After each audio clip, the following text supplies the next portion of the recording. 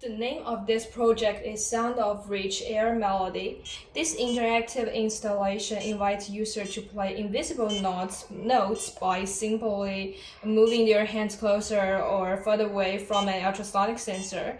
And each special segment is trigger a distinct tone, it turning the distance into a musical interface.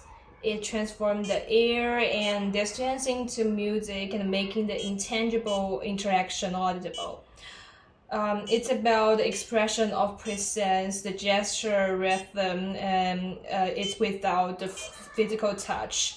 It raises the questions about how we communicate with the space and how machine interprets physical presence into sonic feedback, redefining the boundaries of embodied interaction. So I use ultrasonic sensor and the negative buzzer